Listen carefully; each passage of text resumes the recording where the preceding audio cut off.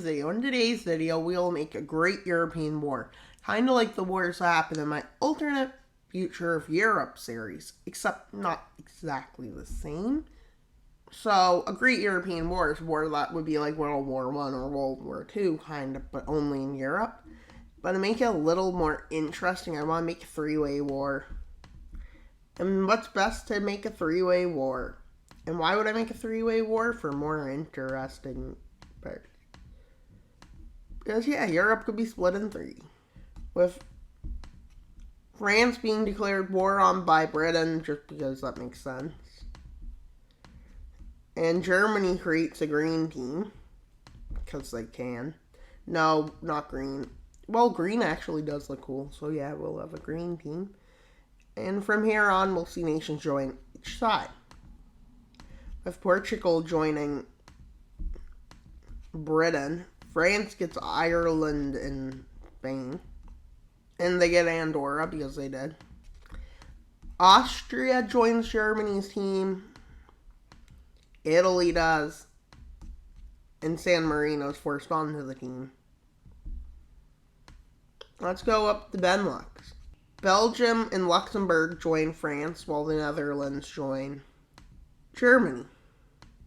Poland joins France to make a two-front war against Germany. Britain. Who does Britain get? You get somebody. This isn't a fair setup. They get Sweden and Norway. Yep, Sweden and Norway joins Britain's team. Who knew this would happen? Well, Finland still hasn't picked a side. Denmark picks France. That would be so painful if you were Germany in this scenario. Like, Germany's just getting encircled rapidly. Ukraine joins France's team. Would Belarus join Britain or Germany? Have a choice here. Who do you think is better at protecting them? Well, it has to be the stronger one, but there's also Russia. Who does Russia want to join? And let's say Turkey joins Germany, which means Greece joins France because France would defend it. So, yeah. Bulgaria and Serbia join France too because, like, yeah, that kind of makes sense. Germany having a side, it kind of makes this war more interesting, if you ask me. With Visegrad joining the blue team. Lithuania too. Russia joins Germany's team along with Belarus, but I don't think they are going to win. Because I think the battle's really going to be between France and Germany, if you think of this war. So yeah, it's becoming more and more into the Great European War. That nobody asked for, but everyone's getting. Romania would join the blue team only because that makes sense. With Croatia joining Germany's team, which means Bosnia has to join the British team. I think the British team is going to fail, personally. And comment, do you think this is how it would play out? Do you think some of these nations would join a different team? I'm seeing Italy close. These nations join the same team. Northern Macedonia, because Overall likes to partition them, is put onto the British team. Because Finland is Finland, they're put onto the blue team because, yeah, if they're not, that just doesn't make sense for Finland not to be. And countries partially, and like Kazakhstan is so slim that we're probably not going to consider them just cause. And let's see what the Baltics do. France seems to be a continental power. Let's see what Iceland does. Well, Iceland decides to join Britain because why not? And so Estonia joins the blue team, and now it's Latvia joins the blue team just because that's the best chance of their defense. So yeah. Then let's go down to the Caucasus, because some of them are partially in Europe. We'll do it, and Kazakhstan and everything.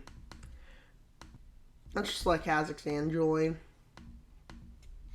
Really, it's because they're partially in Europe, so they can deal with Europe. They can be a part of Europe.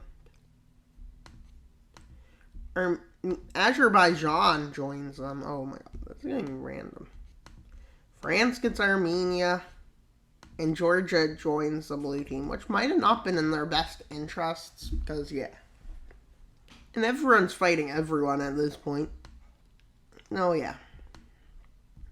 We have Germany and the Netherlands invading in through Benelux, which at this point is pretty good for Britain. Once they start falling, Britain can possibly land in them, especially the fact they take out most of Denmark, except the islands get taken out by Britain. Why would Britain take out the islands? Because they did.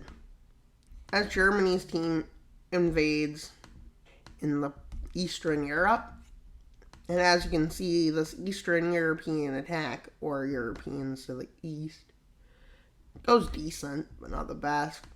With Russia trying to take over Ukraine, because this is, yeah, going to work in this video just because of the, for sake of the video. Might not, because I think the blue team has the best potential. Considering the blue team has two strong nations, Poland and France. The green team has two strong nations, but Germany isn't the strongest, although they want to claim there. But yeah, as Russia's invading Finland, this definitely will go so well. As the Baltics are, like, not even able to stand this big attack. But let's see. Connection being made to Albania and them, not just by coasts. With an offensive into Greece and Bulgaria happening. And Cyprus falls. Once Greece is unable to send aid to them. And Northern Macedonia falls to the green team because nobody else is able to head there because they're being attacked. With Italy taking what you would expect them to take. They'll land, and you want to see what will happen to Portugal? Let's go check it out. Well, we're gone. What happened to Portugal? Well, Spain decided it was a good idea to invade. They took Lisbon, unfortunately. With the help of France, Portugal is no longer Portugal. But at this point, Britain manages to fully take over Ireland. But they're constantly fighting rebellions. They don't have good control, but they have control. Then landing in Brittany and Normandy. But France not fully mobilized. And they're down by Paris.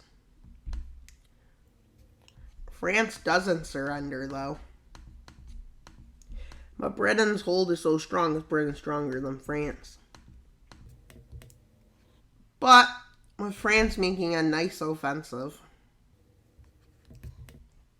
if Britain takes the time to carry out an invasion of Denmark to make themselves of a stronger holding in Europe, they head down into northern Germany. This is where the offensive speed up. Pretty much the HRE nations are on the green team, and Belarus and Russia are also there. So let's look. We're up to the Rhine River being taken, but then it continues up. With Germany being kicked out of two fronts, except the ones Italy held on to. Germany being invaded on 3 fronts.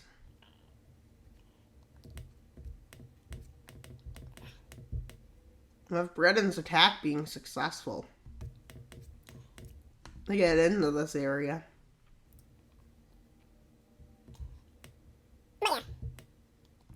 And Italy now holding this full front with the help of Turkey. Their front line has shrunk. And Switzerland, which no matter what France does, they can't invade. Same with Liechtenstein. Basically what the front became. Guys, so let's look.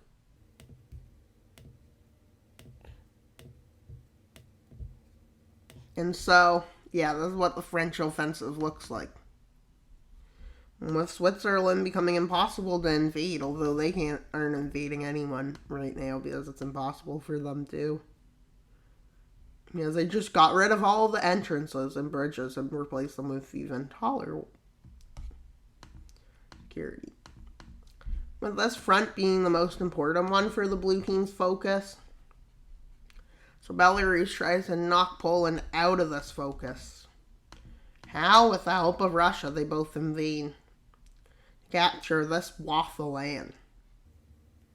Poland withdrawing troops to kick them back. I wonder what America's doing. Probably aiding aside, With Italy being proven weak.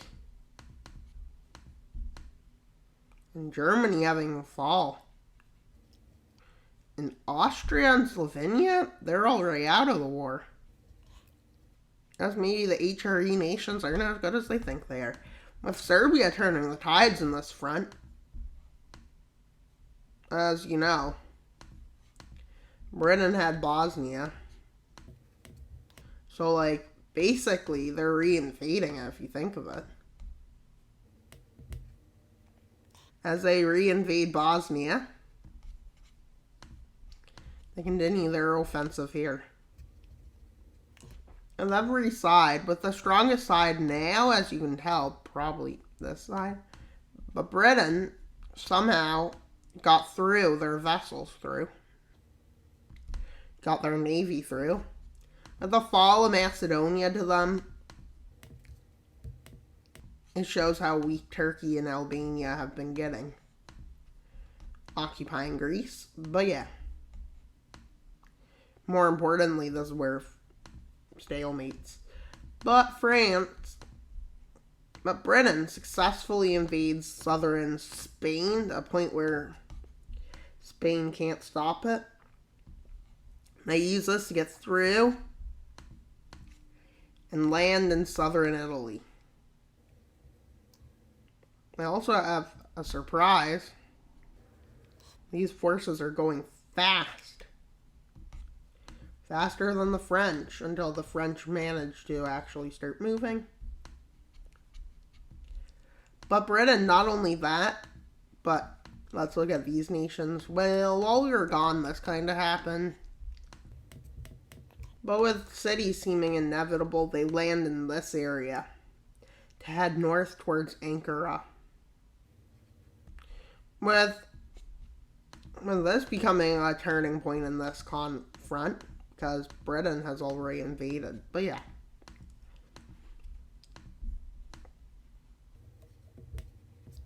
With this being the French invasion coming in from the north. But Britain and France are at war, so France kicks them out of Italy. So right now, France is the leading one.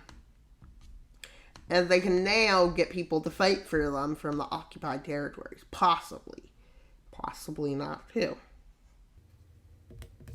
As the race to Ankara has begun, the closest one there is Britain, who actually takes it. With this being Anatolia. But the problem is, at this point, this front where they are bringing supplies in has been crushed. And an Irish rebellion has broken out. From Dublin, they spread. And into Northern Ireland they go. Meaning this ideally fell eventually. With France's aggressive actions in Turkey. Let's see how Russia did in Finland. Well, this eventually became the front, with Russia being so embarrassed because Finland has just taken St. Petersburg. Okay. Does that make sense? But yeah. And Russia's humiliated. Would be so humiliating, but it's funny to think about that actually did happen. As if that could happen. But everybody needs Finland to be strong because Finland basically humiliates anyone who invades them. So maybe that's the lesson. Don't invade Finland. Just don't. And maybe another lesson is don't invade Ukraine. Who knows? Or Afghanistan. That makes more sense. But yeah. So then, as they move up into this area, they manage to knock out here, and then they move into Belarus, meaning Belarus's hold in Ukraine is crushed. Which does have some Russian troops, but Russia's more so kicked out too.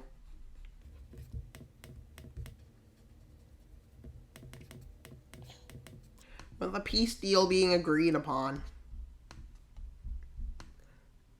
After this has been taken, this and this, Russia's willing to negotiate. And so let's see what happens to the Nordics. Well, the Nordics get a bad day as Stockholm is taken and Germany has taken much of Norway, which is rough.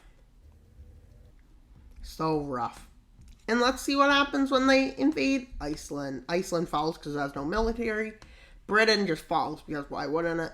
Because the video is over. So we had to make them fall. They fell much slower than that, and they pushed them back multiple times. They didn't just fall like the video just shown. They fell slowly. They fell like probably in 20 months. They did push back a few times, but yeah, we didn't see that because we didn't need to. The point is they are done. For the most part, have been punished pretty hard. If you think of it as mostly Germanic nations that got punished. So if you think of it as a war on Germanic nations. But if you really think, not really. But let's look at it. So the blue team expanded because they won. Germany was punished so bad, so was Austria. And Netherlands. They all united and they managed to get South Tyrol. And they even got Switzerland. The Rhineland was partitioned, and then Switzerland's still independent. Nothing happened to them. Neither did anything happen to Denmark or Kazakhstan. But everywhere else, and San Marino, and the Vatican City stayed the same. But even Yugoslavia expanded into Italy. That was all weird, Yugoslavia. With a big Hungary next door. This doesn't make sense, guys. So let's go down here. And so then probably another war between Azerbaijan and Armenia over Nagorno-Karabakh, and Turkey will help them next time. You want to know how? Because look. And Russia will even invade with them. So yeah. Let's hope the worst case doesn't happen in this universe. But you know what does happen in this universe? The worst case. Get at a war with every European nation. That's not going to happen, but it did happen in today's video. And look how far out we zoomed out. So now let's go close and see how the blue team did. So the blue team is actually the most successful. Finland is like super Finland. Or super Ukraine, super Poland, super Yugoslavia, super Greece. Look at Greece expanding into the Magali plan, except they didn't get Istanbul. Istanbul instead went to Bulgaria, who changed it to Constantinople. Because, you know, Bulgarians like to change stuff. Just like the Polish people change all the names.